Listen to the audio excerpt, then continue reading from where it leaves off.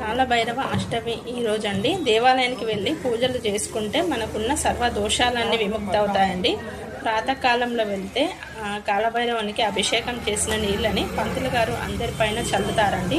ఇలా చల్లినప్పుడు మన పైన ఆ నీళ్లు పడితే చాలా మంచిదండి.